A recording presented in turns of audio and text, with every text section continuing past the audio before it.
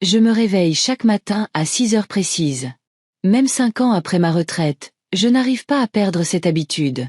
32 ans comme responsable logistique au port du Havre m'ont appris la valeur de l'ordre et de la ponctualité.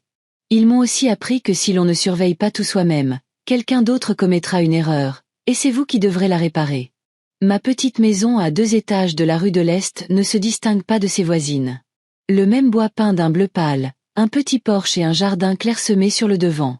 Mais pour moi, c'est tout mon univers. Ma forteresse. Le seul endroit où je me sens vraiment en sécurité, surtout depuis que Florian m'a quitté il y a 17 ans.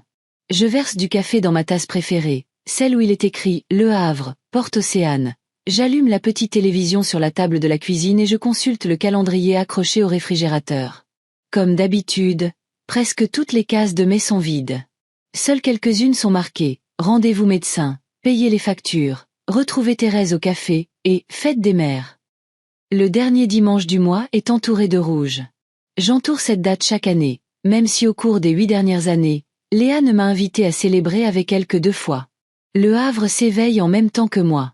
Dehors, par la fenêtre, j'entends déjà le grondement des premiers camions qui se dirigent vers les quais. Autrefois, j'y allais tous les matins. Je coordonnais le chargement et le déchargement des navires, je planifiais les itinéraires logistiques, je réglais les différends entre les dockers et les capitaines. Mon petit bureau avec vue sur la Manche était un chaos créatif permanent, rempli de papiers, de cartes et d'appels téléphoniques. Cette époque me manque, même si je ne l'avouerai jamais à Thérèse. Nous nous sommes rencontrés sur le port dans les années 80, à une époque où les femmes y étaient rares. Nous nous sommes serrés les coudes, nous nous sommes entraidés, nous nous sommes couvertes si l'une de nous devait partir plus tôt à cause d'un enfant malade. Thérèse a 3 fils, tous partis vivre loin depuis longtemps. Moi, je n'ai que Léa. Ma fille unique. Mon trésor et ma punition. Tu penses encore à elle, dirait Thérèse si elle voyait mon visage. Arrête de te torturer, Marianne. Personne d'autre ne m'appelle Marianne. Pour tout le monde, je suis Marianne Cornet.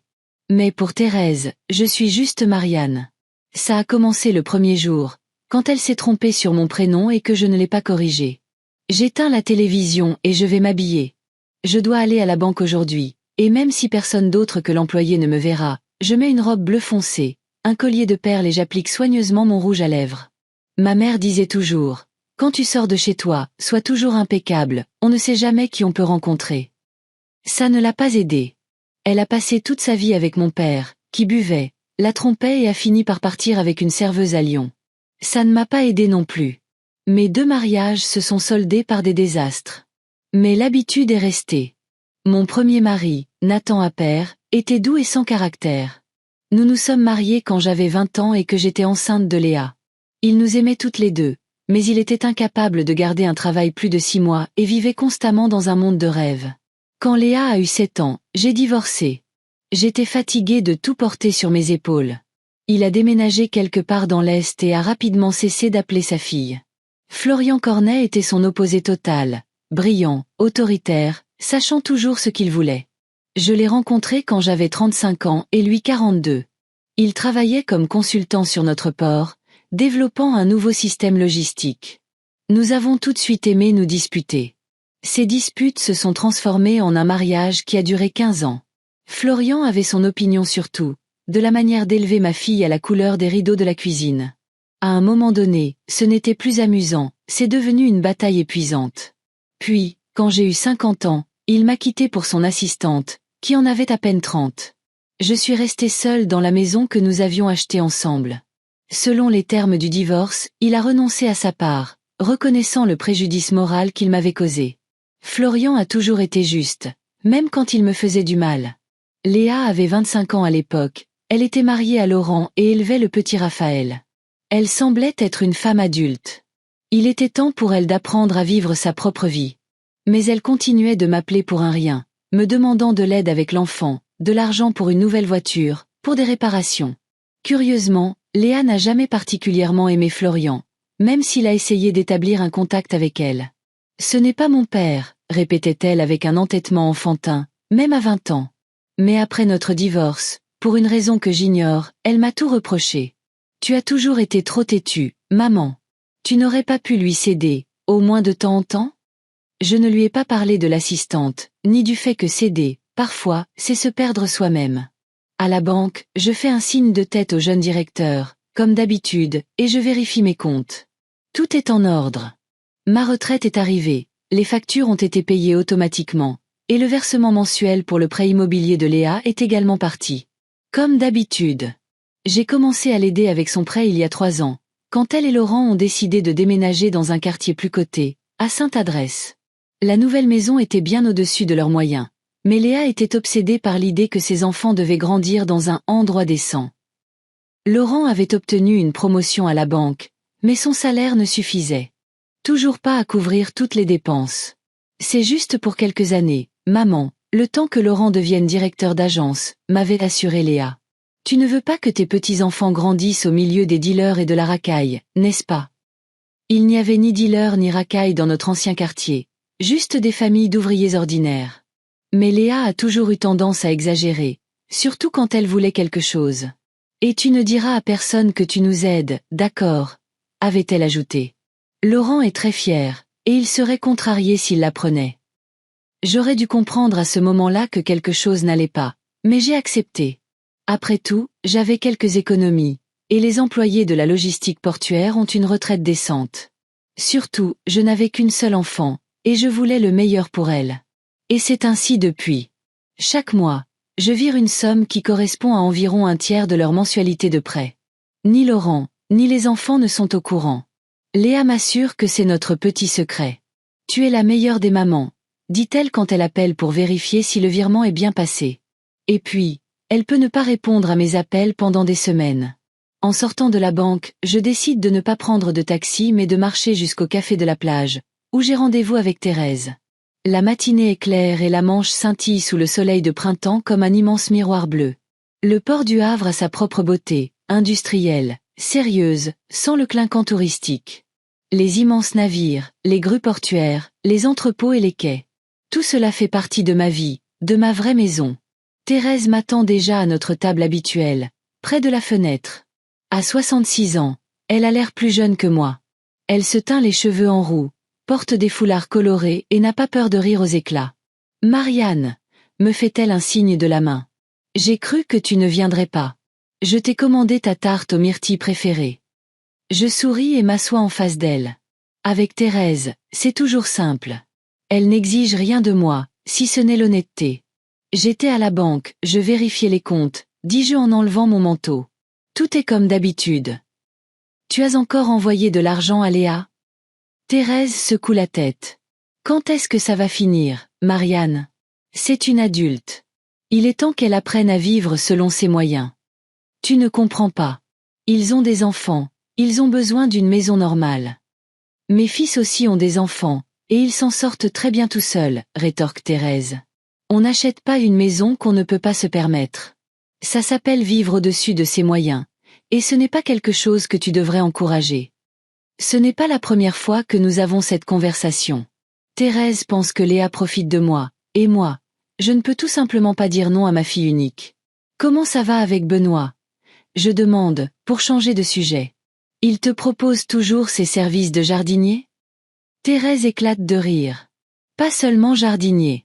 Hier, il m'a apporté du vin maison et m'a proposé de regarder un vieux film avec lui. Tu imagines? À notre âge, un rendez-vous avec du vin et un film. Et qu'est-ce que tu as dit? J'ai dit que j'allais y réfléchir. J'ai pris le vin, bien sûr, elle me fait un clin d'œil.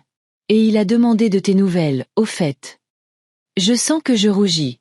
Benoît Breuil, notre voisin d'en face, un veuf d'environ 70 ans, m'a en effet proposé plusieurs fois de m'aider avec mon jardin ou pour de petites réparations, mais j'ai toujours poliment décliné. Je n'avais pas besoin d'aventures romantiques à mon âge. N'importe quoi, dis-je en agitant la main. C'est juste de la politesse. Allons donc, Thérèse n'y croit manifestement pas. Tu as remarqué comment il te regarde quand tu passes devant chez lui? Comme un petit garçon devant une confiserie. Arrête, je souris malgré mon embarras.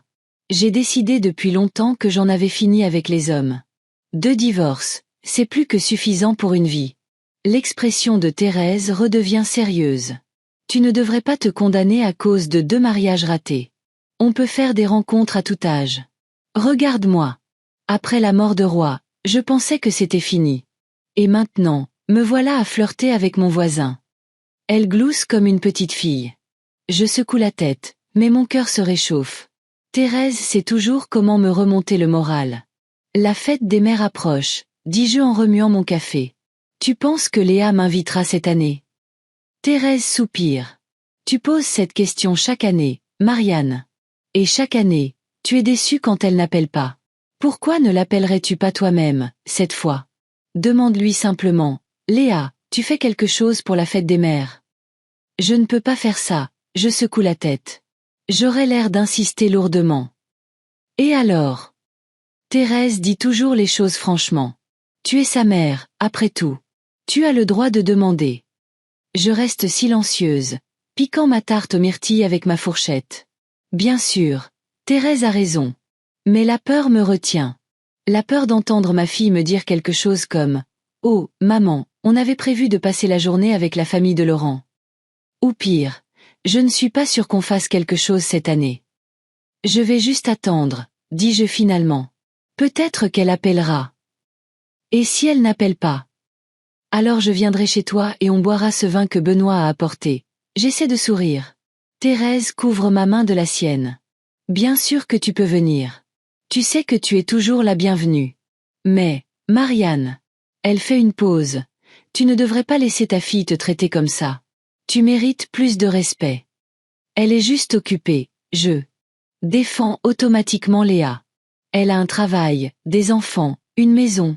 Tout le monde a un travail, des enfants et une maison, me coupe Thérèse. Ce n'est pas une excuse pour oublier la mère qui t'a élevée et qui t'aide encore financièrement. Je reste silencieuse, car je n'ai rien à répondre. Au fond de moi, je sais que Thérèse a raison. Je sais que je mérite un meilleur traitement. Mais l'admettre à voix haute, ce serait admettre que ma fille, mon unique enfant, ne m'aime pas autant que je l'aime. Et c'est trop douloureux. D'accord, n'en parlons plus, dit Thérèse, s'adoucissant en voyant mon visage. Dis-moi ce que tu prévois d'acheter à tes petits-enfants pour cet été. Ils finissent bientôt l'école, non? Et, reconnaissante, je passe à un sujet plus sûr. Nous discutons de ce qu'il faut offrir à Raphaël, qui termine sa terminale et rêve de l'université, et à Valérie, qui, à 14 ans, joue déjà de 3 instruments de musique. Que dirais-tu d'une nouvelle tablette pour Raphaël, je suggère. Il a dit que la sienne était complètement cassée. Excellente idée, acquiesce Thérèse. Et pour Valérie, quelque chose en rapport avec la musique? De nouveaux écouteurs ou des enceintes? Nous passons près de 2 heures au café, à bavarder de tout et de rien. C'est toujours comme ça avec Thérèse, le temps file. Quand nous nous séparons enfin, je me sens beaucoup mieux. Peut-être devrais-je appeler Léa et lui parler de la fête des mères, après tout. Qu'est-ce que j'ai à perdre? Seulement ma fierté, et elle a déjà été pas mal malmenée au fil des ans. En rentrant chez moi, je m'arrête dans un magasin et j'achète une carte pour la fête des mères. Une jolie carte avec une image de Fleur des Champs. Je ne sais pas pourquoi je fais ça. Peut-être que je veux juste être prête si Léa appelle et m'invite. Ou peut-être que c'est ma façon de conjurer le sort. Acheter une carte, y écrire des mots chaleureux et espérer que ma fille y répondra. À la maison, je m'assois à la table de la cuisine et je fixe la carte vierge pendant un long moment. Que devrais-je écrire? Chère Léa, merci d'être dans ma vie? Ou j'espère te voir pour la fête des mères? Tout me semble soit trop formel, soit trop pressant. Finalement, j'écris simplement « Je t'aime, maman », et je range la carte dans le tiroir de mon bureau. Peut-être que je n'en aurai pas besoin. Peut-être que cette année sera différente. Ce soir-là, alors que je me prépare à aller au lit, le téléphone sonne. Je me précipite pour répondre, pensant que c'est Léa, mais l'écran affiche le nom de Thérèse. « Marianne, tu es déjà au lit ?» demande-t-elle sans préambule. J'allais justement y aller. Quelque chose ne va pas? Pas vraiment. Je voulais juste te dire que Benoît nous a invités toutes les deux à un barbecue samedi prochain. Rien de spécial, juste un dîner entre voisins. Tu viens? J'hésite. D'un côté, pourquoi pas? De l'autre, l'idée que Benoît s'intéresse à moi est un peu effrayante. Je ne sais pas, Thérèse, Marianne Cornet, m'interrompt-elle sévèrement. Si tu dis non maintenant, je viens chez toi et je te traîne hors de la maison moi-même. Tu as besoin de sortir davantage, et Benoît est un homme très gentil. D'accord, je cède, dis-je. Je viendrai. Mais seulement pour toi. Bien sûr, je peux presque la voir sourire à l'autre bout du fil. Seulement pour moi. 18 heures, n'oublie pas. Et mets cette robe bleue, elle te va bien. Après avoir parlé à Thérèse, je n'arrive pas à m'endormir pendant un long moment.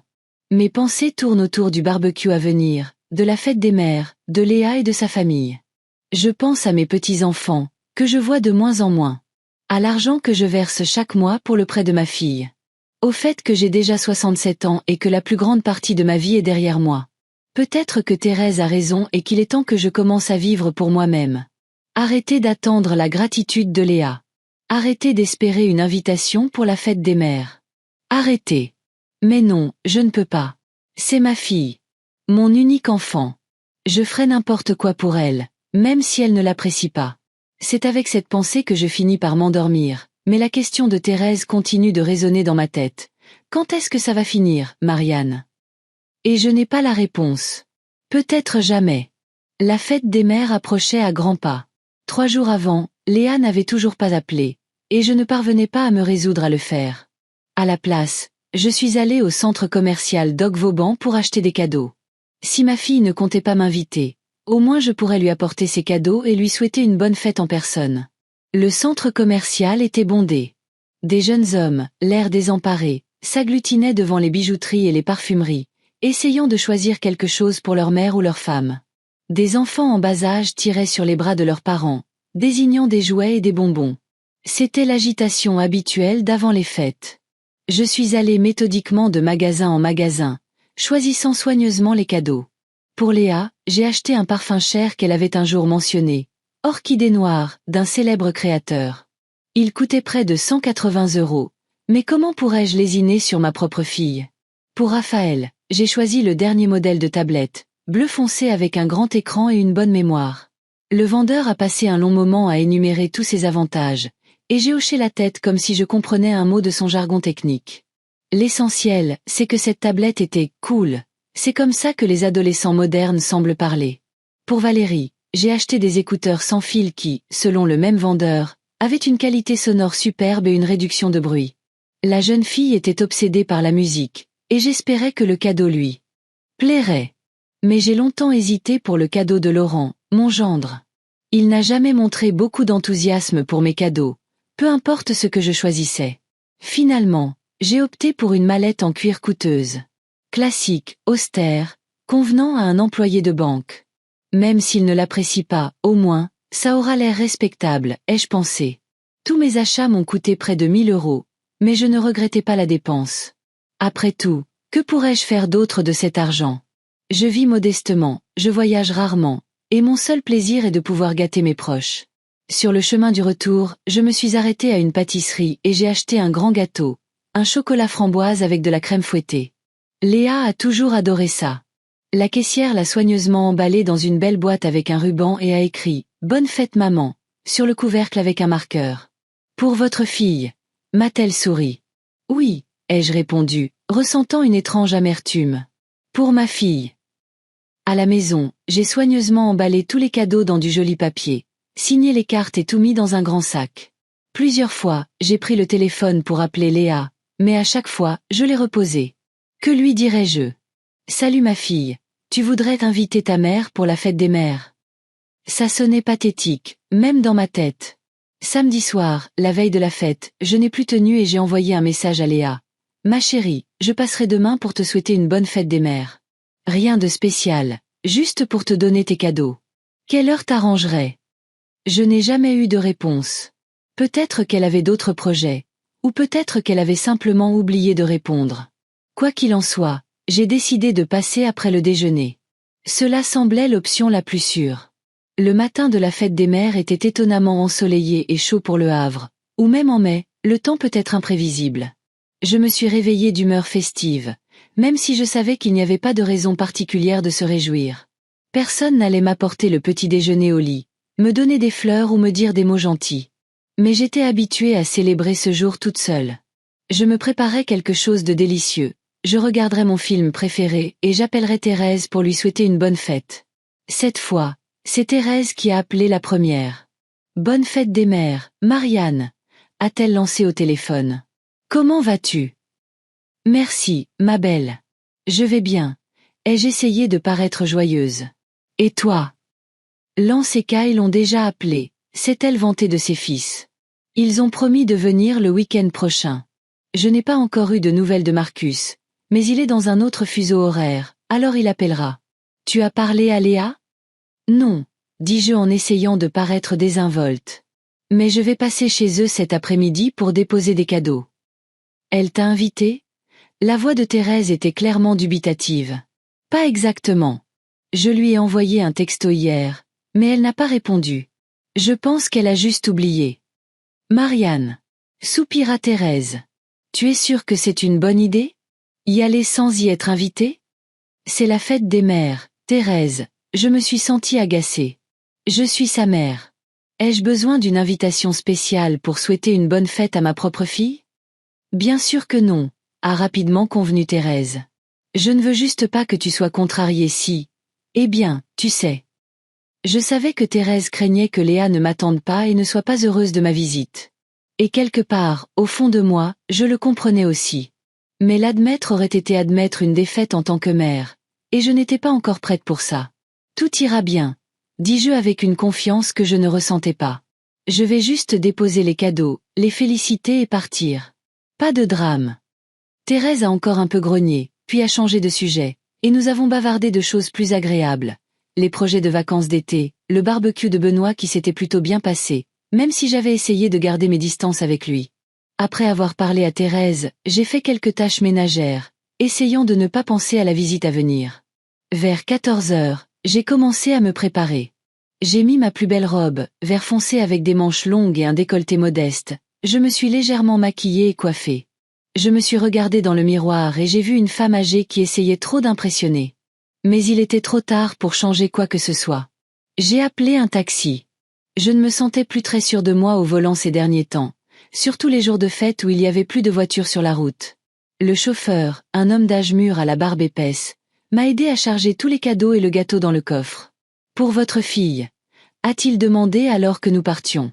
Oui, ai-je souri. C'est la fête des mères, après tout. Ma mère vient toujours nous rendre visite ce jour-là aussi, a-t-il partagé. Elle prépare sa fameuse tarte aux pommes. Personne ne fait les tartes comme ma mère. J'ai hoché la tête, ressentant une pointe de jalousie. Voilà comment ça devrait être. Des enfants qui attendent la visite de leur mère, qui apprécient sa cuisine et qui parlent chaleureusement d'elle, même à des étrangers. La maison de Léa et Laurent se trouvait dans le quartier de Sainte-Adresse, une zone relativement nouvelle avec de jolies maisons à 2 étages, des pelouses manucurées et des garages doubles. C'était un quartier typique de la classe moyenne qui s'efforçait de paraître plus riche qu'elle ne l'était en réalité. J'ai toujours pensé que tout dans ce quartier était trop similaire, trop convenable, sans âme. Mais Léa était ravie de sa nouvelle maison et s'en vantait constamment auprès de ses amis. Quand le taxi s'est arrêté devant la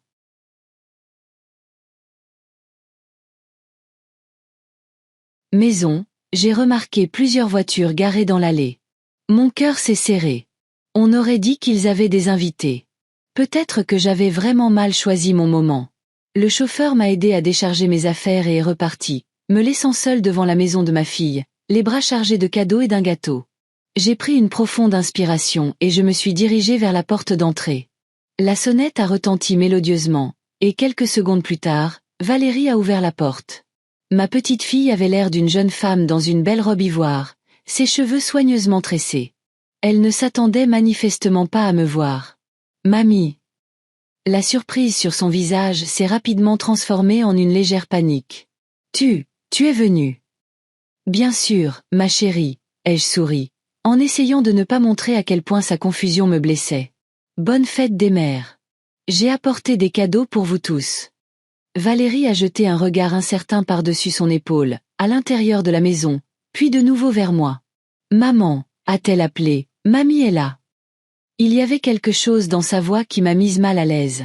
C'était comme si elle annonçait l'arrivée d'une invitée indésirable ou une sorte de problème. J'ai entendu des pas, et Léa est apparue dans le couloir. Ma fille était magnifique dans une élégante robe bleue, avec une nouvelle coupe de cheveux et du maquillage. Mais l'expression sur son visage m'a glacée. C'était un mélange de surprise, d'irritation et de honte. Maman. Elle s'est arrêtée à quelques pas de moi. Qu'est-ce que tu fais ici? Je suis venu te souhaiter une bonne fête des mères, dis-je en brandissant les sacs cadeaux, comme s'il pouvait expliquer ma présence mieux que des mots.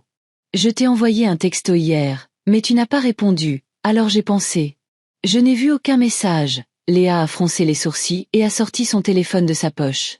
Elle a fait défiler quelque chose, puis a pincé les lèvres. Ah, le voilà. Désolée, j'étais occupée à me préparer pour aujourd'hui. Pas de problème, ai-je continué à sourire, bien que je sente l'atmosphère se tendre de plus en plus. J'ai apporté un gâteau et des cadeaux pour tout le monde. Léa a regardé les sacs dans mes mains, puis de nouveau vers moi. Elle hésitait clairement, ne sachant que faire. À ce moment-là, une voix d'homme est venue de l'intérieur de la maison. Léa, qui est-ce? Laurent. Et à en juger par le son, d'autres invités également. C'est ma mère, a répondu Léa, et j'ai entendu la même note de honte dans sa voix que celle que j'avais vue sur son visage. Oh! Laurent est apparu dans le couloir, suivi d'un couple de personnes âgées, ses parents, Henri et Denise Morisson. Je les avais rencontrés quelquefois lors d'événements familiaux, mais nous n'étions pas proches. Madame Cornet, quelle surprise! Bonjour Laurent, ai-je fait un signe de tête, puis à ses parents. Monsieur et Madame Morisson, c'est un plaisir de vous voir. Ils ont souri avec raideur en réponse. L'air était lourd de gêne. Nous sommes en train de dîner, a finalement dit Léa. C'est une petite fête de famille. Une fête de famille. Sans moi. J'ai senti quelque chose de froid et de lourd s'installer dans mon estomac. Je vois, ma voix sonnait étrange, même à mes propres oreilles. Je ne voulais pas m'incruster. J'ai juste apporté des cadeaux et un gâteau. Tenez, prenez-les. J'ai tendu à Léa les sacs et la boîte à gâteaux. Elle les a pris avec un soulagement visible, comme si elle espérait que je partirais maintenant. Merci, maman. C'est très gentil de ta part. Vous n'allez pas rester dans l'entrée, Marianne, a soudainement demandé Denise Morisson avec une sollicitude feinte. Entrez, puisque vous êtes là. Cela ne sonnait pas comme une invitation, mais plutôt comme une politesse forcée. Mais j'ai décidé de saisir l'occasion. Je voulais voir comment ils célébraient sans moi, comprendre pourquoi je n'avais pas été invitée. Merci, Denise. Je suis entrée dans la maison, et Valérie a refermé la porte derrière moi. Je ne resterai pas longtemps. Je ne veux pas perturber vos plans. Léa m'a conduite dans la salle à manger, où une belle table de fête était dressée. Nappe blanche, la vaisselle en porcelaine que je leur avais offerte pour leur pendaison de crémaillère, des fleurs au centre de la table, des bougies allumées. Il y avait 5 couverts, pour Léa, Laurent, ses parents et Raphaël, qui était déjà assis à table avec son téléphone à la main. Il n'y avait pas de place pour moi. Mamie. Raphaël a levé les yeux de son écran, et la même surprise a traversé son visage que celle de Valérie. Toi aussi tu es venue. Le mot « aussi » m'a transpercé le cœur. C'était comme si j'étais une passante au hasard qui s'était égarée dans la fête de quelqu'un d'autre. Oui, mon chéri, dis-je en m'approchant et en l'embrassant sur le sommet de la tête. Je suis venu souhaiter une bonne fête des mères à ta maman, et je vous ai apporté à tous des cadeaux. Cool, tu m'as eu quoi? S'est animé Raphaël. Raphaël, l'a grondé Léa. Ne sois pas impoli. Ce n'est pas grave, ai-je souri. Je t'ai pris la tablette que tu voulais, et des écouteurs pour Valérie. Et quelque chose pour tes parents. Raphaël a rayonné, et Valérie a souri pour la première fois depuis mon arrivée. Léa a posé les sacs cadeaux sur la commode contre le mur. Merci, maman. C'est très généreux de ta part. On les ouvrira après le déjeuner.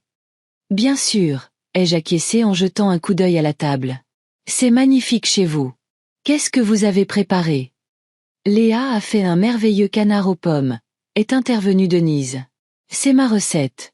Et j'ai apporté ma fameuse salade de crevettes. Henri a ouvert une bouteille d'excellent vin que nous avons ramené de France l'année dernière. Elle parlait comme pour souligner qu'il s'agissait de leur fête de famille, de leur tradition, de leur nourriture, et que je n'avais pas ma place ici. Ça a l'air délicieux, dis-je en essayant de garder un ton poli. Le gâteau sera un merveilleux complément à votre table. S'il reste de la place pour le dessert, a grommelé Henri. Denise a aussi apporté son célèbre cheesecake. Bien sûr, le cheesecake de Denise. Comment avais-je pu l'oublier?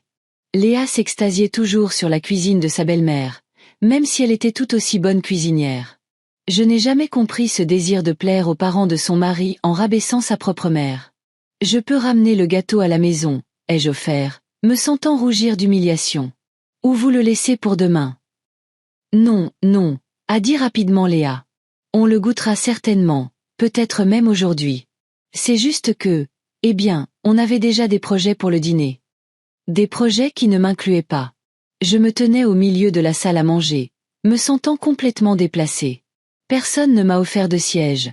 Personne ne m'a demandé si je voulais du thé ou du café. Ils attendaient que je parte. Je pense que je devrais y aller, dis-je finalement. Je ne veux pas m'incruster dans votre dîner de famille. Je voulais juste. Oui, bien sûr, a acquiescé Léa avec un soulagement visible. Merci d'être passée, maman. Et merci pour les cadeaux aussi. Elle avait déjà commencé à se tourner pour me raccompagner à la porte quand Denise a soudainement dit « Mais pourquoi ne restez-vous pas, Marianne ? Puisque vous êtes là, on peut ajouter un couvert. » L'offre était clairement insincère. Denise essayait juste d'être polie, mais cela mettait Léa dans une position délicate. Elle s'est figée, ne sachant que dire. Et c'est là que j'ai vu sur son visage l'expression que j'avais vue de nombreuses fois dans son enfance, quand elle était mécontente ou agacée. Ses lèvres pincées, ses yeux rétrécis, un léger froncement de sourcils. « Je ne pense pas que ce soit une bonne idée, » a dit ma fille lentement, choisissant clairement ses mots. « Maman, tu ne t'attendais pas à dîner, n'est-ce pas ? Je suis sûre que tu as d'autres projets pour aujourd'hui. » « Pas vraiment, » dis-je, sentant quelque chose se briser en moi. Toutes ces années de faux-semblants, toutes ces tentatives de sauver la face devant une fille qui ne voulait manifestement pas me voir. Assez. Je n'ai aucun projet pour la fête des mères, Léa. J'espérais la passer avec vous et votre famille. Mais de toute évidence, vous préférez célébrer sans moi. Un lourd silence s'est abattu sur la pièce. Même Raphaël a levé les yeux de son téléphone, sentant la tension. « Maman », a dit Léa doucement, mais il y avait de l'irritation dans sa voix. On célèbre cette fête avec les parents de Laurent chaque année. C'est notre tradition. Je ne pensais pas que ça t'intéresserait de te joindre à nous. Tu ne pensais pas que ça m'intéresserait de célébrer la fête des mères. Je n'en croyais pas mes oreilles. Léa, je suis ta mère. Bien sûr que j'aimerais passer ce jour avec toi. Mais tu ne l'as jamais mentionné, a commencé à se défendre Léa. Tu n'as jamais demandé nos projets pour ce jour. Et tu ne m'as jamais invité, ai-je rétorqué. Pas une seule fois ces dernières années. J'ai toujours attendu, espérant que tu appellerais et dirais « Maman, viens pour la fête des mères ». Mais tu ne l'as jamais fait. Alors j'ai décidé que cette année, je viendrais simplement de mon propre chef, sans invitation, parce que j'en ai marre d'attendre. Le visage de Léa s'est durci. Alors tu as décidé de nous mettre dans l'embarras, de débarquer à l'improviste quand on a des invités ? Je t'ai envoyé un texto hier, ai-je rappelé. Tu n'as pas répondu. J'étais occupée, a élevé la voix Léa. J'ai ma propre vie, maman. Je ne peux pas passer tout mon temps à m'inquiéter de savoir si quelqu'un a blessé tes sentiments. C'était comme une gifle. Toutes ces années, tout ce que j'avais fait pour elle. L'élever, la soutenir, l'aider financièrement. Et voilà comment elle me traitait. Léa, est intervenu Laurent, ne faisons pas de scène devant tes parents. Je ne fais pas de scène, a répliqué Léa. Maman est venue ici sans y être invitée, et maintenant elle fait comme si on l'avait blessée. Je ne fais pas comme si, dis-je doucement. Je suis vraiment blessée. Et pas seulement aujourd'hui. Depuis des années, tu me traites comme une nuisance, pas comme une mère. Je t'aide avec ton prêt immobilier, j'achète des cadeaux à tes enfants, je suis toujours là quand tu as besoin de moi, mais quand il s'agit d'une simple invitation à une fête de famille. Attends, m'a interrompu Laurent, son visage soudainement tendu. Qu'est-ce que tu veux dire par aider avec le prêt immobilier ? Je me suis figée. Oh non. Je n'aurais pas dû dire ça. Léa est devenue pâle, et j'ai compris que j'avais fait une terrible erreur. Rien, dis-je rapidement. Juste un lapsus. Non, ce n'était pas un lapsus. Laurent s'est tourné vers Léa. De quoi parle-t-elle ? Tu prends de l'argent à ta mère pour payer le prêt ? Léa est restée silencieuse, mais son visage disait tout. Laurent avait l'air d'avoir reçu un coup de poing dans le ventre. Depuis 3 ans, a-t-il demandé à voix basse. Tu lui prends de l'argent depuis tout ce temps sans me le dire. J'allais te le dire, a commencé à expliquer Léa. J'attendais juste le bon moment. C'était censé être temporaire, juste quelques mois, Mais ensuite tu as perdu ta prime, et puis il y a eu des problèmes avec le toit. Et tu as décidé de continuer à prendre de l'argent à ta mère dans mon dos. Laurent secoua la tête de dégoût. Génial, Léa. Vraiment génial. Denise et Henri étaient assis, le visage de Pierre, clairement choqués par cette révélation. Valérie et Raphaël avaient l'air confus et embarrassés. Et moi, je me tenais là, au milieu de tout ce chaos que j'avais créé avec mes mots imprudents, ne sachant que faire. Je voulais disparaître sous le plancher, être n'importe où sauf ici. Léa m'a regardé avec une fureur non dissimulée. Merci, maman, a-t-elle dit entre ses dents serrées. Tu as tout gâché. Comme toujours. Léa, je ne voulais pas. Ai-je commencé, mais elle m'a coupé la parole. Je ne t'ai pas invitée pour la fête des mères, a-t-elle crié, sa voix tremblante de colère. Je ne t'ai pas invitée du tout. Pourquoi tu ne peux pas nous laisser tranquilles? La pièce est tombée dans un silence si profond que je pouvais entendre le tic-tac de l'horloge sur le mur. Tout le monde me regardait. Laurent avec surprise, ses parents avec embarras, les enfants avec peur. Et Léa. Léa me regardait avec un tel mépris que ça m'a coupé le souffle. À ce moment-là, j'ai compris que quelque chose en moi était mort. Une partie de moi qui espérait encore l'amour et le respect de ma fille avait simplement cessé d'exister.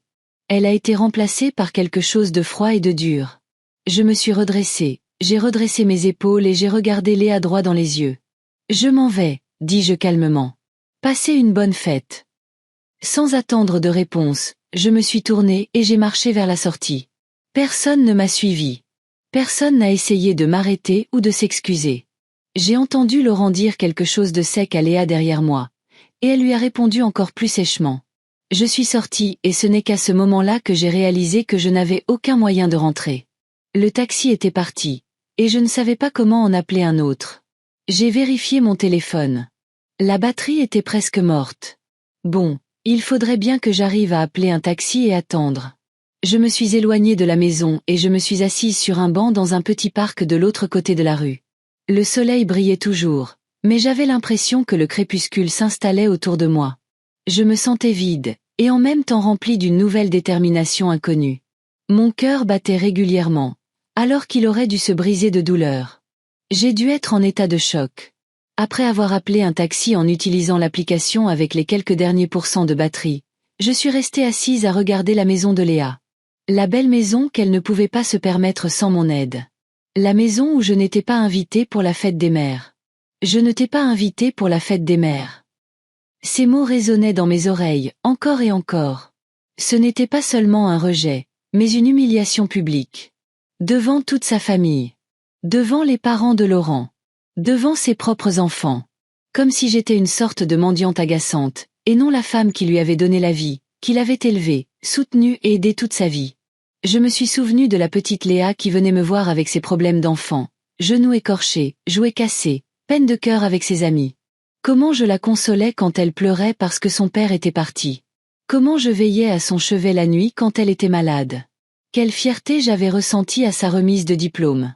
Quel bonheur quand elle avait épousé Laurent, en espérant qu'il la rendrait heureuse. Où et quand tout cela avait-il mal tourné? Quand ma fille bien-aimée s'était-elle transformée en cette femme froide et calculatrice, qui prend mon aide pour acquise mais a honte de moi devant sa vraie famille? Le taxi est arrivé 15 minutes plus tard, qui m'ont semblé une éternité. Pendant ce temps, personne n'est sorti de la maison de Léa. Ni elle, ni Laurent, ni les enfants. Personne n'a appelé pour savoir comment je rentrais. Personne ne s'est soucié de moi. C'était comme si j'avais cessé d'exister au moment où la porte s'était refermée derrière moi. « Tout va bien, madame ?» a demandé le chauffeur de taxi, un jeune homme aux yeux bienveillants, alors que je montais dans la voiture. « Oui », ai-je répondu, bien que rien n'aille bien. « Ramenez-moi simplement à la maison, s'il vous plaît. » Sur le chemin du retour, j'ai pensé à l'argent que je virais chaque mois pour le prêt de Léa. Au tiers de ma retraite qui servait à payer une maison où je n'étais pas la bienvenue. Au fait que Léa ne m'appelait que lorsqu'elle avait besoin de quelque chose et qu'elle demandait si rarement des nouvelles de ma vie. J'ai aussi pensé à ce qui allait se passer ensuite. Laurent était clairement choqué et en colère d'apprendre l'existence de l'aide financière. Peut-être aurait-il une conversation sérieuse. Peut-être que Léa devrait admettre qu'ils vivaient au-dessus de leurs moyens. Ou, plus probablement, elle trouverait un moyen de tout me rejeter sur le dos. Après tout, c'est moi qui avais tout gâché, selon elle. Quand le taxi s'est arrêté devant ma maison, j'ai ressenti un étrange sentiment de soulagement. Ma petite maison modeste me semblait soudain l'endroit le plus sûr du monde. Personne ne me regardait avec mépris, personne n'avait honte de moi, personne ne me mettait à la porte. J'ai payé le chauffeur, je suis entrée dans la maison, et ce n'est qu'alors que je me suis autorisée à pleurer. Les larmes coulaient sur mon visage, mais je n'ai pas fait de bruit.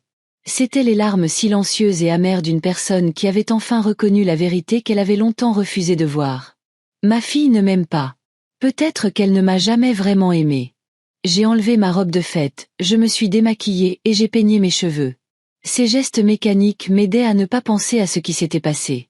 Puis je me suis assise dans la cuisine avec une tasse de thé et j'ai regardé par la fenêtre la rue où les gens vaquaient à leurs occupations, inconscient de la tempête qui faisait rage en moi.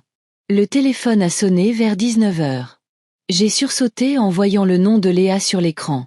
Une partie de moi voulait répondre. Entendre sa voix, peut-être recevoir des excuses. Mais une autre partie, la nouvelle, froide et déterminée, a juste regardé le téléphone sonner sans rien faire. Après 1 minute, l'appel a cessé. Puis le téléphone a sonné encore et encore. J'ai coupé le son et j'ai posé le téléphone face contre table. Pas maintenant. Je ne suis pas prête à lui parler. À la place, j'ai composé le numéro de Thérèse. Marianne, la voix de mon amie semblait inquiète. Comment ça s'est passé? Pas très bien, dis-je, la voix tremblante. Léa. Elle déjeunait avec les parents de Laurent, sans moi. Et quand je suis arrivée, elle a dit qu'elle ne m'avait pas invitée. Oh, Marianne. Soupira Thérèse. Je suis tellement désolée. Je craignais que quelque chose comme ça n'arrive. Ce n'est pas tout. Je lui ai raconté comment j'avais accidentellement mentionné le prêt, la réaction de Laurent, comment Léa m'avait accusé d'avoir tout gâché. Cette fille ingrate, s'est exclamée Thérèse. Après tout ce que tu as fait pour elle. Marianne, tu dois arrêter ces paiements immédiatement. Elle ne mérite pas ton aide. Je sais, dis-je doucement, surprise de mes propres mots. J'irai à la banque demain et j'annulerai le virement automatique. C'est ça, a approuvé Thérèse. Et ne réponds pas à ses appels tant que tu n'es pas prête. Il faut qu'elle réalise ce qu'elle a fait. J'ai hoché la tête, même si Thérèse ne pouvait pas me voir. Au fond de moi, je savais qu'elle avait raison. Il était temps de fixer des limites. Il était temps de montrer à Léa que ma patience et ma générosité n'étaient pas illimitées. Tu veux que je passe? A demandé Thérèse. Tu ne devrais pas être seule en ce moment.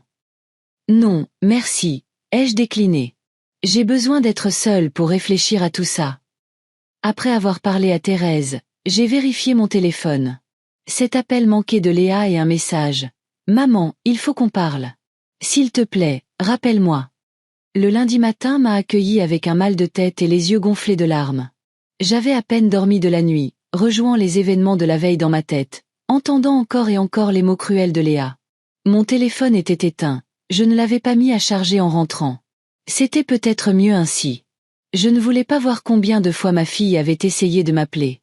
Pas maintenant, alors que la blessure était encore si fraîche. Je me suis préparé un café fort et je me suis assise près de la fenêtre, regardant la rue s'éveiller. Lundi, une journée de travail normale.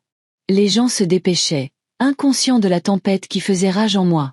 La vie continue, quoi qu'il arrive. Vers 10 heures, on a frappé à la porte. Thérèse se tenait sur le seuil avec un grand sac en papier. « Je t'ai apporté des muffins aux myrtilles du café de la plage », dit-elle en guise de salut. Et je me suis dit que j'allais voir comment tu allais. Je l'ai laissée entrer en silence. Thérèse est allée directement à la cuisine, a sorti les muffins, a mis la bouilloire en marche, et ce n'est qu'alors qu'elle s'est tournée vers moi. « Tu as une mine affreuse, Marianne, dit-elle honnêtement. Mais c'est normal. Après une journée comme ça, je n'aurais pas l'air mieux. Merci pour le soutien. J'ai essayé de sourire, mais c'est sorti de travers. Tu as rechargé ton téléphone? A demandé Thérèse en s'asseyant à table. J'ai secoué la tête. Je ne veux pas voir ces messages ou ces appels. Pas encore. Tu as raison, a acquiescé Thérèse. Laisse-la mariner un peu. Ça lui fera du bien. Nous avons bu du thé et mangé des muffins, et progressivement, j'ai commencé à me sentir mieux. Thérèse avait toujours cet effet sur moi. Son pragmatisme et sa franchise me ramenaient sur terre et m'empêchaient de m'apitoyer sur mon sort. Alors, Qu'est-ce que tu comptes faire maintenant? A-t-elle finalement demandé. Tu as dit que tu allais annuler les paiements pour le prêt. Oui, j'ai hoché la tête. Je vais aller à la banque aujourd'hui. Mais d'abord, je veux passer chez mon avocate. Je dois changer mon testament. Thérèse a haussé les sourcils de surprise. C'est une grande étape. Tu es sérieuse? Plus que sérieuse. J'ai posé ma tasse. Tu sais, j'ai passé toute la nuit à penser à toutes les fois où Léa m'a négligée, utilisée, et où je lui ai pardonné et continué à l'aider. C'est un cercle vicieux, et je veux le briser. Il était temps. Thérèse avait l'air satisfaite. Ça fait des années que je te dis que Léa est trop habituée à obtenir tout ce qu'elle veut sans rien donner en retour. Tu te souviens quand elle a oublié ton anniversaire l'année dernière? Et quand tu le lui as rappelé, elle t'a juste envoyé une carte par email? Je m'en souvenais. C'était mon 66e anniversaire. Pas un cap, mais quand même. J'avais attendu un appel de Léa toute la journée, mais le téléphone était resté silencieux. Le soir, n'en pouvant plus, je l'avais appelé moi-même, mentionnant nonchalamment que c'était mon anniversaire. « Oh, maman, j'ai complètement oublié », s'était-elle exclamée. 1 heure plus tard, elle avait envoyé une carte standard avec un message passe-partout. Elle n'avait même pas pris la peine d'écrire quelque chose de personnel. « Ou quand tu étais à l'hôpital pour ton appendicite il y a 3 ans », a poursuivi Thérèse. Elle ne t'a rendu visite que le 3e jour, est restée 15 minutes et est partie parce que Valérie avait un concert à l'école. Je me souvenais de ça aussi. Allongée sur mon lit d'hôpital, j'attendais ma fille, espérant qu'elle viendrait me soutenir. Léa était apparue quand le pire était déjà passé, n'apportant ni fruits, ni livres, rien qui aurait pu rendre mon séjour à l'hôpital plus agréable. À la place, elle m'avait demandé de l'argent pour un nouvel instrument de musique pour Valérie, puisque j'étais là. Tu te souviens comment elle a refusé de t'inviter pour Noël l'année d'avant? Thérèse était implacable dans ses rappels. Elle a dit que la maison était trop petite pour tous les invités, mais elle a invité les parents de Laurent. Ce souvenir était particulièrement douloureux. J'avais passé ce Noël seul, à réchauffer des plats surgelés et à regarder de vieux films à la télévision. Léa avait appelé le lendemain pour me raconter à quel point leur réveillon avait été merveilleux, sans mentionner qu'elle ne m'avait pas invité. Assez, Thérèse, j'ai levé la main. Je me souviens de tout. Et c'est pour ça que je vais voir une avocate aujourd'hui. Une nouvelle. Je ne veux pas avoir affaire à quelqu'un qui connaît Léa. J'ai quelqu'un en tête, c'est animé Thérèse. Maître Hélène Archer. Jeune, mais très intelligente. Elle a aidé Marcus pour son divorce. Et surtout, elle est spécialisée en droit de la famille et en succession. Ça me semble parfait, j'ai acquiescé. Tu as son numéro. Thérèse a sorti son téléphone et m'a donné les coordonnées d'Hélène. Je l'ai appelée sur le champ et, à ma grande surprise, j'ai pu obtenir un rendez-vous avec l'avocate aujourd'hui même, à midi. Coup de chance, elle a eu un client qui a annulé, ai-je expliqué à Thérèse après avoir terminé l'appel. Son cabinet est en centre-ville, non loin de la banque. C'est pratique, je pourrais tout faire d'un coup. Tu veux que j'aille avec toi? A proposé Thérèse. Pour un soutien moral. J'ai réfléchi. D'un côté, avoir mon ami à mes côtés me donnerait de la force. De l'autre, c'était quelque chose que je devais faire seule. Merci, mais non. C'est ma décision, et je dois la prendre seule. Thérèse a hoché la tête, compréhensive. Je suis fière de toi, Marianne. Tout le monde n'est pas capable de couper des années de soutien financier comme ça, surtout quand c'est ton propre enfant. Je ne coupe pas des années de soutien, ai-je objecté. Je mets juste un terme à une situation. Léa doit apprendre à vivre selon ses moyens et à respecter les sentiments des autres, y compris les miens. Après le départ de Thérèse, je me suis préparée, j'ai mis un tailleur sobre et j'ai appelé un taxi pour le centre-ville. Le cabinet de Maître Hélène Archer était situé dans un immeuble moderne en verre et en béton, un contraste total avec le bureau démodé de mon précédent avocat, Maître Jenkins, qui s'était occupé de mes affaires pendant les 20 dernières années. Hélène s'est avérée être une jeune femme d'accent grave peu près l'âge de Léa, avec des cheveux bruns courts et un regard attentif. Elle m'a accueilli dans un bureau petit mais confortable, m'a offert un café et est allée droit au but. « Comment puis-je vous aider, Madame Cornet ?»« Je veux changer mon testament, » dis-je sans détour. « Et vous consulter sur la cessation du soutien financier à ma fille. » Hélène n'a montré ni surprise ni jugement. Elle a simplement hoché la tête et a sorti un bloc-notes. Racontez-moi plus en détail la situation, afin que je puisse vous donner les meilleurs conseils. Et je lui ai tout raconté. Comment j'aidais Léa avec son prêt depuis 3 ans. Comment le conflit avait éclaté hier et la vérité avait été révélée. Comment je me sentais utilisée et non appréciée par ma propre fille. Je comprends ce que vous ressentez, a dit Hélène quand j'ai eu fini. Et je tiens à vous assurer que vous avez tout à fait le droit de cesser votre soutien financier à tout moment. C'est votre argent, et vous seul décidez comment le dépenser. Et pour le testament? Ai-je demandé. Actuellement, il stipule que Léa hérite de tout, à l'exception d'une petite somme que je laisse à une œuvre de charité. Vous pouvez modifier votre testament comme vous le souhaitez, a expliqué Hélène. Par exemple, vous pourriez laisser une partie de votre patrimoine directement à vos petits-enfants par le biais d'une fiducie. Ou vous pourriez élargir la liste des œuvres de bienfaisance. C'est entièrement à vous de décider. Nous avons passé près de 2 heures à discuter des détails du Nouveau Testament. Finalement, j'ai décidé de léguer la moitié de mon patrimoine à mes petits-enfants par le biais d'une fiducie, qu'ils pourront utiliser pour leurs études ou pour acheter leur première maison après avoir atteint l'âge de 21 ans. J'ai décidé de donner un quart de mon patrimoine à une fondation qui aide les mères célibataires, en souvenir de mes propres années difficiles à élever Léa seule. Et j'ai laissé le quart restant à Léa. C'est juste, a acquiescé Hélène en notant mes volontés. Votre fille aura sa part, mais la majeure partie de l'héritage ira à une bonne cause et aidera vos petits-enfants à démarrer dans la vie, quelle que soit la situation financière de leurs parents. C'est exactement ce que je veux, ai-je convenu. Raphaël va bientôt entrer à l'université, et Valérie dans quelques années. Ils ne devraient pas avoir à souffrir des décisions de leurs parents. Quand tous les documents ont été prêts, Hélène me les a tendus pour que je les signe. Le Nouveau Testament entre en vigueur immédiatement, a-t-elle expliqué. L'Ancien sera révoqué. Vous pourrez le modifier à nouveau à tout moment si vous changez d'avis. Je ne changerai pas d'avis, dis-je fermement en signant les papiers. Après ma rencontre avec Hélène, je me suis dirigée directement vers la banque. On me connaissait là-bas, j'étais cliente depuis de nombreuses années.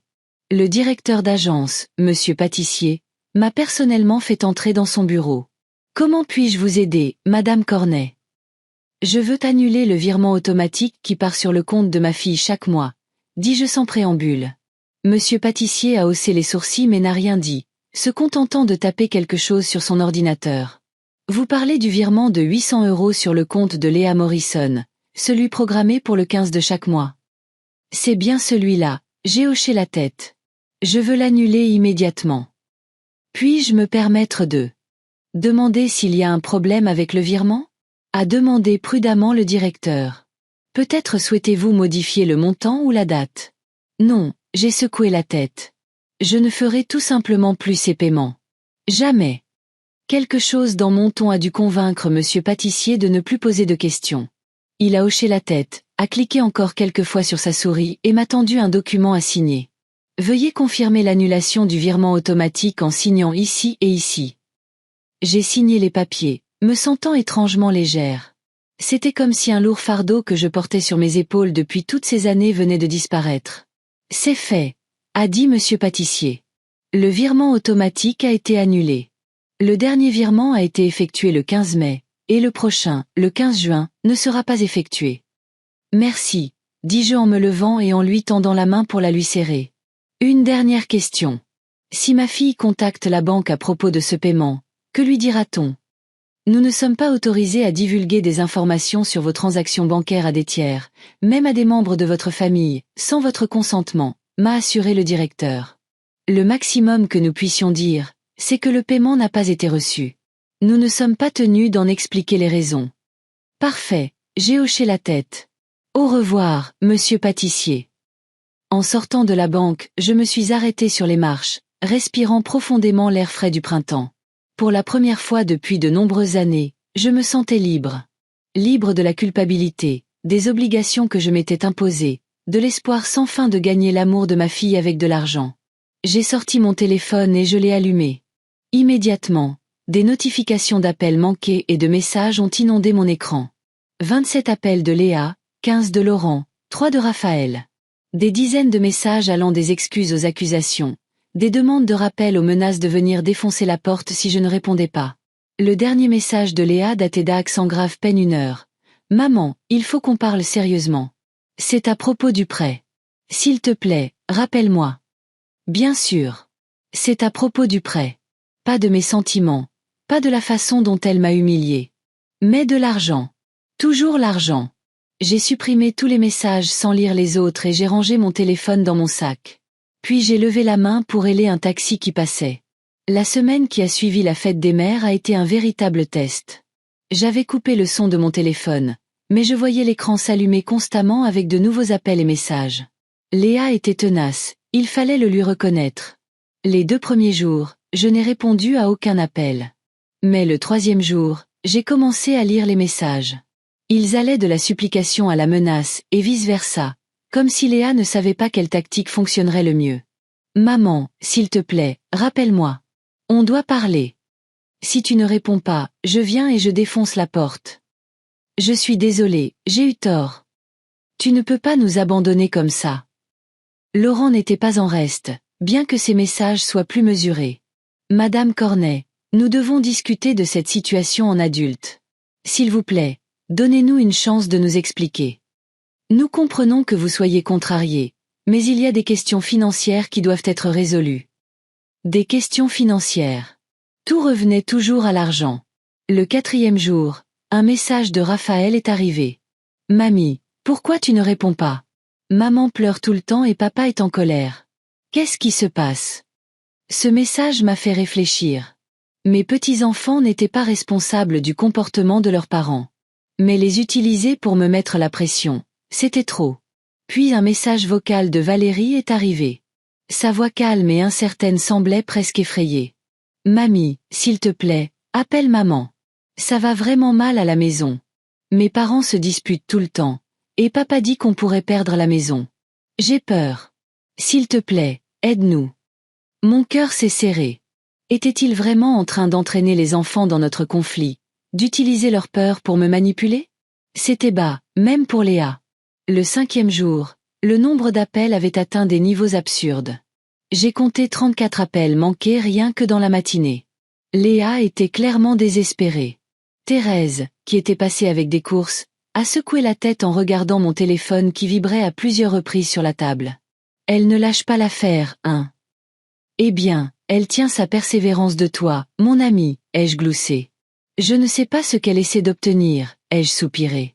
Je ne vais pas reprendre les paiements, et il faut qu'elle le comprenne. Apparemment, ça n'a pas encore fait son chemin, a dit Thérèse en sortant du pain et du fromage du sac. Je vais faire des sandwichs.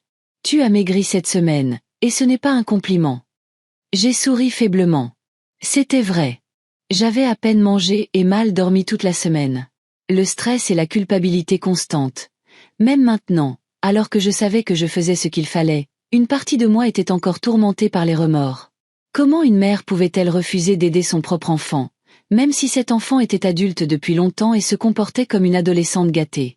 Tu sais, a dit Thérèse en coupant des tomates, je pense que tu devrais répondre à l'un de ces appels. Dis carrément à Léa que ta décision est définitive et qu'elle doit cesser de te harceler et d'entraîner les enfants là-dedans. Peut-être que tu as raison, dis-je en regardant pensivement mon téléphone. Mais je ne suis pas sûre d'être prête à lui parler. Chaque fois que je pense à ce qu'elle a dit le jour de la fête des mères. Je comprends, a dit Thérèse avec compassion, posant sa main sur mon épaule. Mais peut-être qu'une conversation difficile vaut mieux que ce harcèlement sans fin. J'ai hoché la tête, mais je n'ai pas pu me résoudre à appeler Léa ce jour-là. À la place, je lui ai envoyé un court message. Je vais bien. S'il te plaît, arrête d'appeler. J'ai besoin de temps. Et ne mêle pas les enfants à nos problèmes. La réponse est arrivée instantanément. Maman, on doit parler. C'est très important. C'est à propos de notre maison. Je n'ai pas répondu. Que pouvais-je dire? Vivez selon vos moyens. Vendez la maison et achetez-en une que vous pouvez vous permettre. Tout conseil que je donnerais serait pris comme une insulte ou un refus d'aider. Le 6e jour, les appels ont cessé. Au début, j'ai été soulagée, pensant que Léa avait enfin compris et accepté la situation. Mais ensuite, j'ai reçu un message de Thérèse. Je viens de voir Léa au supermarché. Elle m'a demandé si je savais où tu étais. Elle avait l'air bouleversée.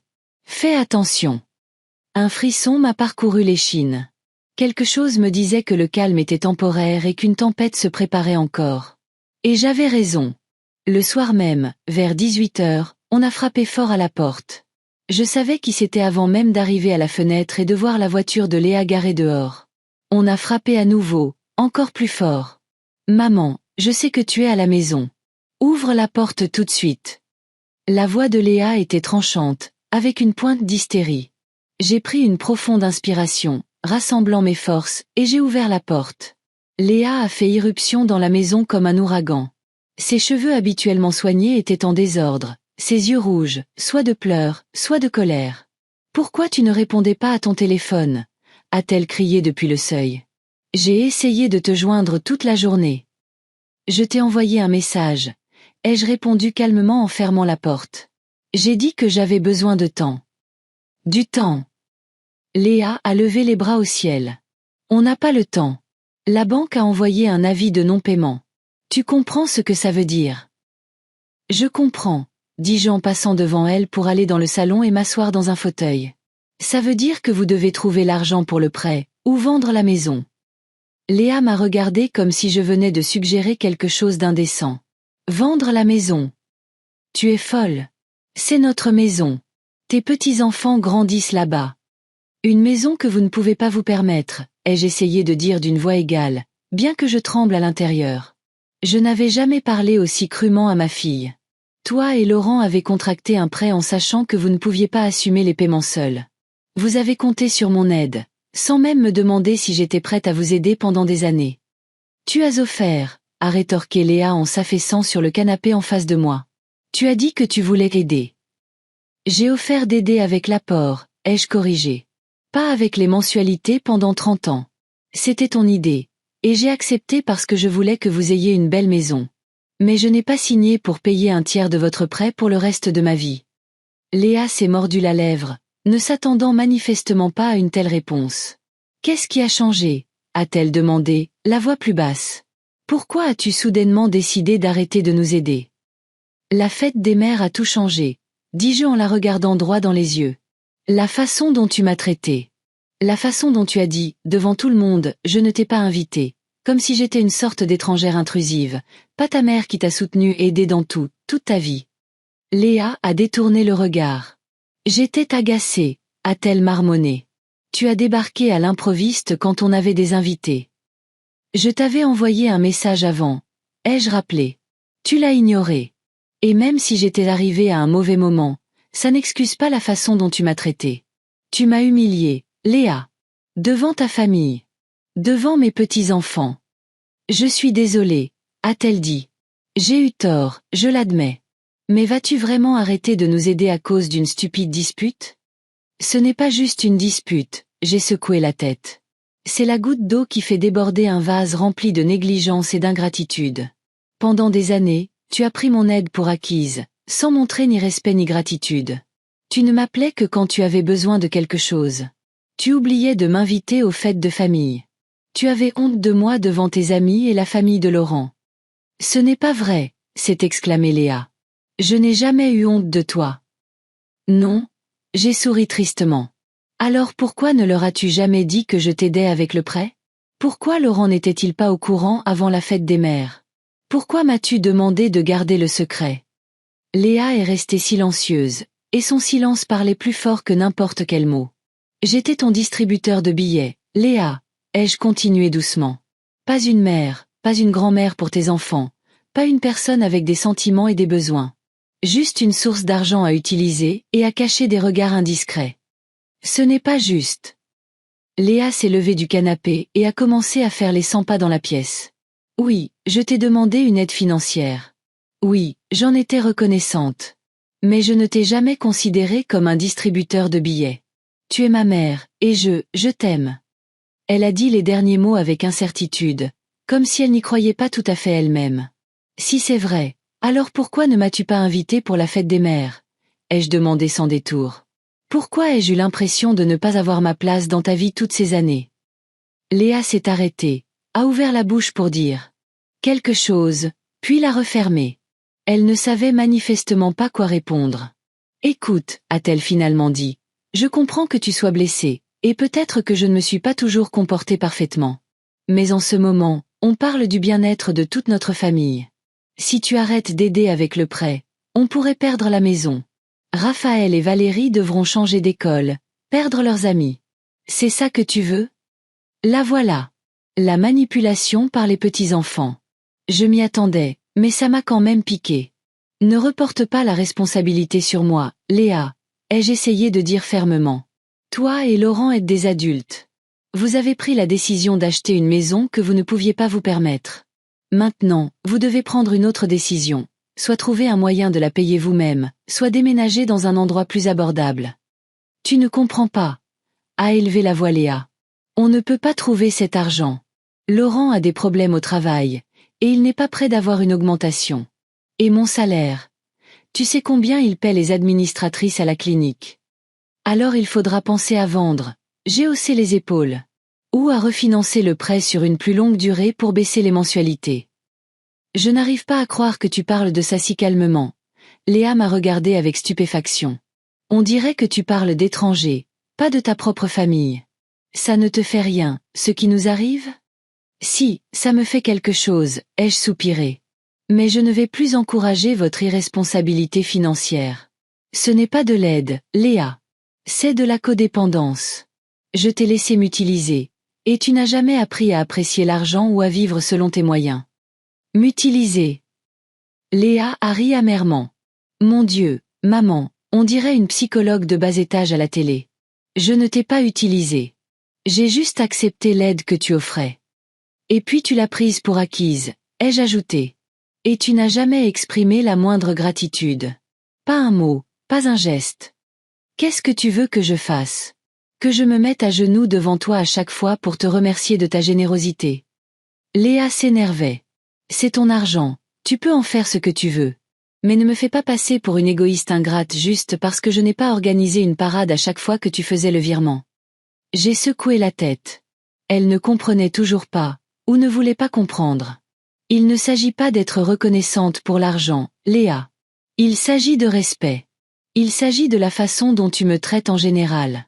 La fête des mères n'est qu'un exemple. Tu as négligé mes sentiments pendant des années, tu m'as exclu de ta vie, puis tu t'attendais à ce que je continue à t'aider financièrement. Tu exagères, a balayé Léa. Oui, parfois j'étais occupée, parfois j'oubliais d'appeler ou de t'inviter quelque part. Mais ça ne veut pas dire que je ne te respecte pas ou que tu n'es pas importante pour moi. Pas assez importante pour m'inviter à la fête des mères, dis-je doucement. Pas assez importante pour te souvenir de mon anniversaire. Pas assez importante pour me rendre visite à l'hôpital quand j'ai été opérée. Léa s'est tue, se souvenant apparemment de toutes ces occasions. Puis son visage s'est à nouveau durci. Très bien, a-t-elle dit sèchement. J'ai compris. Tu as décidé de me punir de ne pas être la fille parfaite. Super. Mais sache une chose, si tu ne reprends pas tes paiements, nous perdrons la maison. Et je ne te le pardonnerai jamais. Jamais. Est-ce une menace? Ai-je demandé, sentant la colère monter en moi. Tu me fais du chantage avec notre relation. Ce n'est pas du chantage, Léa a croisé les bras sur sa poitrine. C'est un constat. Ta décision aura des conséquences. Et l'une d'entre elles, c'est que ce sera la fin de nous, pour toujours. J'ai regardé ma fille et je ne l'ai pas reconnue. Quand était-elle devenue si froide, si calculatrice? Quand l'amour et le respect s'étaient-ils transformés en manipulation et en menace? Tu accordes plus de valeur à l'argent qu'à notre relation, dis-je amèrement. Plus qu'à ton respect pour moi en tant que mère. Non. C'est toi qui places ton ressentiment au-dessus du bien-être de ta famille, a rétorqué Léa. Tu es prête à laisser tes petits-enfants perdre leur maison juste pour me prouver quelque chose. Je n'essaie rien de prouver, Léa. Je refuse simplement de participer plus longtemps à cette dynamique malsaine. Toi et Laurent devez apprendre à vivre selon vos moyens et à résoudre vos problèmes financiers par vous-même. Très bien. Léa s'est dirigée vers la porte. Puisque tu as pris ta décision, il n'y a plus rien pour moi ici. Mais souviens-toi, c'est ton choix. Tu choisis l'argent plutôt qu'une relation avec ta fille unique et tes petits-enfants. Non, Léa, je me suis levée, la regardant partir. C'est ton choix. Tu peux accepter ma décision et travailler sur notre relation sans dépendance financière. Ou tu peux couper tous les ponts juste parce que je ne vais plus payer ton prêt. Le choix t'appartient. Léa s'est arrêtée à la porte, sans se retourner. Ses épaules se sont tendues, son dos s'est redressé.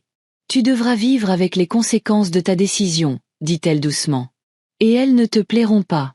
Sur ce, elle est partie, claquant bruyamment la porte.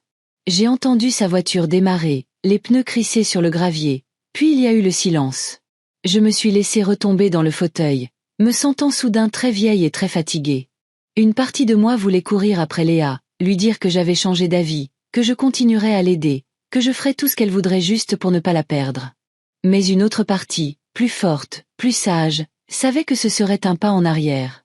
Un pas en arrière dans un puits sans fond de codépendance et de manque de respect. Je suis restée assise là longtemps, jusqu'à ce que le crépuscule tombe sur la ville. Puis je me suis levée, j'ai allumé la lumière et je suis allée à la cuisine pour me faire un thé. La vie continuait, malgré tout. Et je devais trouver la force de continuer à vivre. Avec les conséquences de mon choix, quelles qu'elles soient. Après la visite de Léa, ce fut le silence. Pas d'appel, pas de message, pas de tentative de me contacter par l'intermédiaire de Thérèse. Juste un silence assourdissant qui en disait plus long que n'importe quel mot. Je ne savais pas si c'était un soulagement ou une nouvelle forme de douleur. Les premiers jours, je vérifiais constamment mon téléphone, attendant un appel ou un message, allant souvent à la fenêtre dans l'espoir de voir la voiture de Léa ou au moins Raphaël sur son vélo. Mais personne ne s'est manifesté. Ma famille semblait avoir disparu de ma vie, ne laissant derrière elle que des souvenirs et des photos sur la cheminée. Elle va se calmer, m'a assuré Thérèse lorsque nous nous sommes retrouvés dans un café une semaine après la visite de Léa. Laisse-lui le temps de réaliser que tu es sérieuse. Je ne sais pas, j'ai secoué la tête. Tu n'as pas vu son visage, tu n'as pas entendu sa voix. Elle était si froide, si déterminée. Tu devras vivre avec les conséquences de ta décision, c'est la dernière chose qu'elle a dite. Elle fait du théâtre, a reniflé Thérèse. Elle a toujours été portée sur les gestes théâtraux.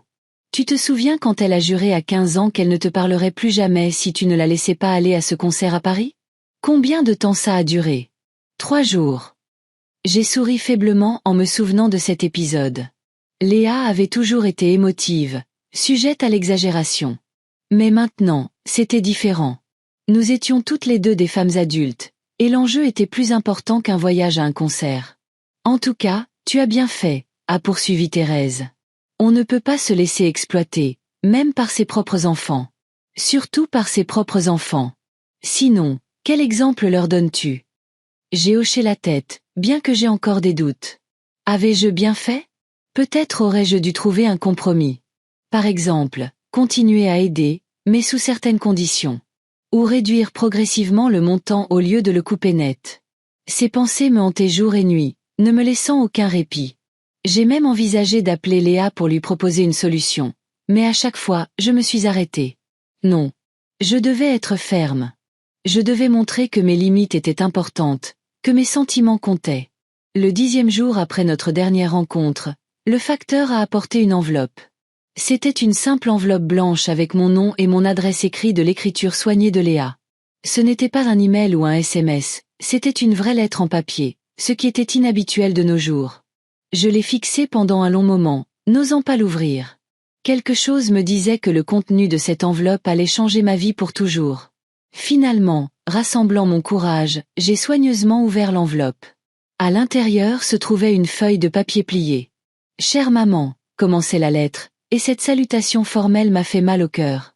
J'ai longuement réfléchi à notre dernière conversation et à ta décision de cesser de soutenir financièrement notre famille. Je n'essaierai pas de te faire changer d'avis ou de faire appel à tes instincts maternels, c'est manifestement inutile. À la place, je veux t'informer de ma décision. Je ne peux pas et ne veux pas maintenir une relation avec quelqu'un qui accorde plus de valeur à l'argent qu'au bien-être de ses proches. Par conséquent, je coupe toute communication avec toi. S'il te plaît, ne m'appelle pas, ne m'écris pas, ne viens pas chez nous. N'essaie pas de contacter les enfants, ils sont déjà assez traumatisés par toute cette situation. Nous nous en sortirons sans ton aide. Oui, nous devrons vendre la maison et déménager dans un autre quartier. Oui, les enfants devront changer d'école et perdre leurs amis. Mais nous nous en sortirons, parce que nous sommes une vraie famille qui se soutient dans les moments difficiles, pas qui s'abandonne au sort. J'espère que tu seras heureuse avec ton argent et ta liberté des fardeaux financiers. J'espère qu'ils te tiendront chaud dans ta vieillesse, mieux que tes petits-enfants et ta fille n'auraient jamais pu le faire. Adieu, Léa. J'ai relu la lettre 3 fois, incapable de croire à ce que je lisais. Chaque mot était empreint de venin, chaque phrase calculée pour causer le maximum de douleur. Et le pire, c'est que ça a fonctionné. J'ai senti quelque chose en moi se briser, s'effriter, mourir. Ma fille, mon unique enfant, me rejetait. Elle n'était pas seulement en colère ou blessée, elle m'effaçait complètement de sa vie. Et de la vie de mes petits-enfants. Je ne me souviens pas combien de temps je suis restée assise là, serrant cette lettre dans mes mains. Je me souviens seulement que lorsque j'ai finalement levé les yeux, il faisait déjà nuit dehors, et mes doigts étaient engourdis d'avoir serré le papier si fort. Mon premier réflexe a été d'attraper le téléphone, d'appeler Léa, de la supplier de reconsidérer sa décision, de lui dire que j'avais changé d'avis, que je continuerais à l'aider, que je ferais tout ce qu'elle voudrait pour ne pas la perdre, elle et mes petits-enfants. J'ai même composé son numéro, mais je me suis arrêtée au dernier moment. Non. C'est exactement ce qu'elle veut. Elle veut que je craque, que je me soumette, que je redevienne un distributeur de billets silencieux qu'on peut utiliser et mépriser. J'ai reposé le téléphone et j'ai lissé la lettre froissée. Je l'ai relue, mais cette fois plus froidement, en analysant chaque mot. Et j'ai vu ce que je n'avais pas remarqué au premier abord. Léa n'était pas seulement en colère, elle était manipulatrice. Chaque phrase était conçue pour me faire culpabiliser, me faire changer d'avis, m'effrayer avec la perspective de la solitude dans ma vieillesse. Nous sommes une vraie famille qui se soutient dans les moments difficiles, pas qui s'abandonne au sort. Cette phrase m'a particulièrement frappée. Comme si ma décision de ne pas payer leur prêt signifiait que je les abandonnais à leur sort.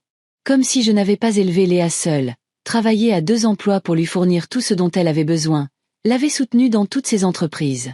Et puis, l'évidence m'a frappée. Léa ne m'avait jamais vue comme une personne. Pour elle, j'avais toujours été une fonction. D'abord une mère qui devait pourvoir et protéger. Puis une grand-mère qui devait aider financièrement et garder les enfants sur demande. Mais jamais une personne avec ses propres besoins, ses propres sentiments et ses propres limites. Cette prise de conscience était douloureuse, mais en même temps libératrice. Je voyais enfin notre situation clairement, sans le voile de l'amour maternel et de la culpabilité. Et j'ai compris que je devais rester ferme dans ma décision. Non par entêtement, non par désir de punir Léa, mais pour moi-même. Pour ma dignité et mon amour-propre.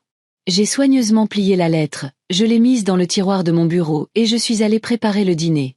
Étrangement, je ne ressentais pas de désespoir, mais une sorte de calme. C'était comme si j'avais enfin accepté l'inévitable et que je pouvais maintenant passer à autre chose. Le lendemain matin, j'ai appelé Thérèse et je lui ai parlé de la lettre. Cette fille a toujours su frapper là où ça fait mal, a grogné mon ami. Ne la laisse pas te manipuler, Marianne. Tu as fait ce qu'il fallait. Je sais, dis-je, et pour la première fois, je le croyais vraiment. Mais ça fait mal quand même. Bien sûr que ça fait mal, s'est adoucie Thérèse. C'est ta fille, peu importe comment elle se comporte. Écoute, pourquoi ne viendrais-tu pas chez moi aujourd'hui? Benoît nous a invités à un barbecue. Rien de spécial, juste s'asseoir dans le jardin, manger de la bonne nourriture. Tu ne devrais pas être seule en ce moment. J'ai voulu refuser. Je n'étais pas d'humeur à socialiser. Mais ensuite, j'ai pensé, pourquoi pas? Rester à la maison à m'apitoyer sur mon sort n'était pas la meilleure façon de faire face au chagrin. D'accord. Ai-je accepté? À quelle heure? 18h, a dit Thérèse, heureuse. Aimez quelque chose de joli. Tu as besoin de te faire plaisir. J'ai passé toute la journée à faire le ménage, en essayant de ne pas penser à la lettre de Léa. J'ai épousseté chaque surface, passé la serpillière, même nettoyé le placard. N'importe quoi pour occuper mes mains et mon esprit. À 17h, j'étais épuisée, mais la maison était étincelante de propreté. J'ai pris une douche, j'ai mis ma robe bleue préférée que je n'avais pas portée depuis longtemps et je me suis légèrement maquillée. Je me suis regardée dans le miroir et je n'ai pas reconnu la femme qui me regardait. Elle avait l'air plus âgée que je ne le pensais, mais il y avait quelque chose de nouveau dans ses yeux. Une détermination calme qui n'était pas là avant. Le barbecue de Benoît s'est avéré être exactement ce dont j'avais besoin. C'était un petit rassemblement. Outre Thérèse et moi, il y avait 2 voisins, un couple de personnes âgées, les Johnson. Le jardin confortable était rempli de lilas en fleurs, la nourriture était délicieuse et simple, steak, maïs, salade de pommes de terre. Et aucune question sur ma situation familiale. Thérèse avait dû prévenir tout le monde à l'avance. Benoît s'est avéré être un causeur agréable. Un veuf de 70 ans, ancien mécanicien de locomotive. Il avait parcouru tout le pays et pouvait parler pendant des heures des endroits qu'il avait visités. J'écoutais ses histoires sur les gorges du Verdon, la côte bretonne et les petits villages d'Alsace, et je sentais quelque chose en moi se dégeler. « Vous avez beaucoup voyagé, Marianne ?» a-t-il demandé à un moment donné, en me tendant un verre de limonade maison. « Pas vraiment, ai-je admis. Quand j'étais jeune, je n'avais pas d'argent, et puis je n'ai pas eu le temps. Je suis allé quelquefois en Espagne, à Paris, c'est à peu près tout. » « Il n'est jamais trop tard pour commencer, » a-t-il souri. « J'ai un camping-car que j'ai aménagé. Rien de luxueux, mais très confortable. On peut aller où on veut, s'arrêter où on veut. Ça a l'air merveilleux, » ai-je souri involontairement. Je parie que ça donne un sentiment de liberté. Exactement, a acquiescé Benoît. Pas d'horaire, pas d'obligation. Juste toi, la route et tout ce que tu veux voir. Quelque chose dans ces mots a fait écho en moi. La liberté. C'est exactement ce qui m'avait manqué toutes ces années. La liberté de la culpabilité, des obligations, de l'effort de répondre aux attentes des autres. J'aimerais essayer ça un jour, dis-je, me surprenant moi-même. Juste prendre la voiture et rouler quelque part. Sans plan, sans destination. Pourquoi pas? Avez-vous quelque chose qui vous retient ici? Benoît m'a regardé avec intérêt. Cette simple question m'a fait réfléchir. Qu'est-ce qui me retenait au Havre? Le travail? J'étais à la retraite. Les amis? Seulement Thérèse, et elle comprendrait si je prenais du temps pour moi. La famille? Après la lettre de Léa, cette encre avait disparu. Pas vraiment, ai-je répondu après une pause. Rien d'autre que l'habitude. Alors c'est réglé, a applaudi Benoît. Dès qu'il fera plus chaud, on partira en voyage. Je vous montrerai la vraie France, pas celle qu'on voit depuis une fenêtre d'avion ou un bus touristique. J'ai haussé les sourcils de surprise. Si ma compagnie ne vous dérange pas, bien sûr, a dit Benoît, légèrement embarrassé. Je ne voulais pas être insistant. Non, non, ce n'est rien, me suis-je empressé de l'assurer. Juste inattendu. J'ai une règle, a souri Benoît. Ne jamais remettre au lendemain ce qu'on peut faire le jour même. Surtout quand on a plus de 70 ans. Qui sait combien de temps il nous reste? J'ai ri, pour la première fois depuis longtemps, sincèrement, du fond du cœur. C'est une sage règle, ai-je convenu. Et vous savez quoi? J'accepte votre offre. Allons quelque part dès que le temps s'améliorera. Thérèse, qui avait entendu notre conversation, m'a fait un clin d'œil de l'autre côté de la table. Je l'ai ignoré, mais à l'intérieur, j'ai senti une vague de gratitude chaleureuse. Elle savait ce qu'elle faisait en m'invitant à ce barbecue. La soirée s'est poursuivie, et nous avons parlé de musique, de livres, des dernières nouvelles. Personne n'a mentionné mon drame familial, ni la lettre de Léa, ni le fait que j'étais maintenant essentiellement seule. Et c'était exactement ce dont j'avais besoin. Une interaction humaine normale, sans drame ni manipulation. Quand la nuit est tombée, Benoît a allumé les lanternes disséminées dans le jardin, et nous avons continué à nous asseoir sur la terrasse, profitant de la soirée chaude et de la bonne compagnie. Je me suis surprise à penser que je n'avais pas vérifié mon téléphone de toute la soirée. Pour la première fois depuis longtemps, je ne m'inquiétais pas de savoir si Léa avait appelé ou si quelque chose était arrivé à mes petits-enfants. Vers 22 heures, j'ai décidé qu'il était temps de rentrer. Benoît a proposé de me raccompagner, et je n'ai pas refusé. Nous avons marché dans les rues calmes du Havre, parlant de choses triviales, et j'ai ressenti un étrange sentiment de calme. Ce n'était pas du bonheur, la blessure de la lettre de Léa était trop fraîche pour ça. Mais une sorte de réconciliation avec la situation, et son acceptation. Vous savez, Marianne, a dit Benoît alors que nous approchions de ma maison, ça fait longtemps que je voulais faire votre connaissance. Vous m'avez toujours semblé si inaccessible. Toujours pressée, toujours perdue dans vos pensées. Vraiment. J'ai été surprise. Je ne savais pas que je donnais cette impression. Oh que si, a-t-il souri. Une femme mystérieuse aux yeux tristes. Thérèse parlait parfois de vous, mais je n'ai jamais osé vous aborder en premier. J'avais peur de paraître insistant. Vous n'étiez pas insistant, l'ai-je assuré. Au contraire. J'ai vraiment apprécié de passer la soirée avec vous. Moi aussi, a marqué une pause Benoît, puis il a ajouté, peut-être pourrions-nous dîner un de ces jours la semaine prochaine? Juste vous et moi. Je me suis senti rougir comme si j'avais 16 ans, et non 67. Oui, j'adorerais, ai-je répondu, me surprenant moi-même. Merveilleux, a rayonné Benoît. Je vous appellerai et on fixera une date. Il m'a embrassé galamment la main et est parti en sifflotant un air. Je l'ai regardé s'éloigner, incapable de croire à ce qui venait de se passer. Un rendez-vous. À mon âge. Après tout ce qui s'était passé. En rentrant chez moi, je n'ai pas allumé la télévision. Je n'ai pas vérifié mon téléphone. Je suis juste allée me coucher, et pour la première fois depuis des semaines, je me suis endormie avec un léger sourire sur les lèvres. La porte vers ma fille était peut-être fermée, mais une autre venait de s'entr'ouvrir. Et pour la première fois, je sentais que ce n'était pas la fin de mon histoire, mais le début d'un nouveau chapitre.